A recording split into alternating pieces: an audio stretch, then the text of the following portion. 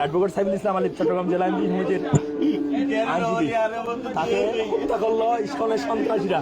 একটা প্রোগ্রামের আগে তাদের মন্দিরগুলোতে আক্রমণ করা হয়েছে, সেখানে দাড়ি টুপিওয়ালা মানুষদেরকে বিতর্কিত করার জন্য।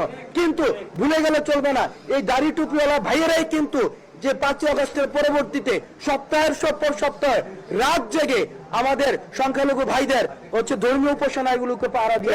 ইসকন সম্পূর্ণ একটা ধর্মীয় সংগঠন এবং আধ্যাত্মিক সংগঠন, এবং ইসকন কোন প্রকার রাজনৈতিক সংগঠন না, তার রাজনীতি মুক্ত সংগঠন, এবং এখানে কেউ রাজনীতি করেও না।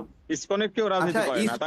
ইসকন একটা ধর্মীয় সংগঠন, তাহলে এত রাজনৈতিক বক্তব্য দেয় কেন? এত বড় বড় কথা বলে, মানে কথা তো সব রাজনৈতিক। সংগঠন তো ধর্মীয় সংগঠন এভাবে রাজনৈতিক আচরণ করে? হ্যাঁ, একটা দেখান ইসকনে একটা রাজনৈতিক বক্তব্য আছে, একটা দেখান তো। যেই বাংলাদেশ করেছেন, সেই বাংলাদেশের হাল ধরেছেন জননেত্রী মাননীয় শেখ হাসিনা। ইসকন যে আন্দোলন করছে বাংলাদেশ সরকারের বিরুদ্ধে নয়। আন্তর্জাতিক অপরাধ ট্রাইব্যুনালের যে প্রসিকিউশনের কাছে এসেছি, আমরা আবেদন করেছি। আমরা আশা করি যে তারা তদন্তপূর্বক যে মামলার পরিপূর্ণ সকল এই যে আলামত এভিডেন্স তারা সংগ্রহ করে যথাযথভাবে তারা মামলা দায়ের করবে।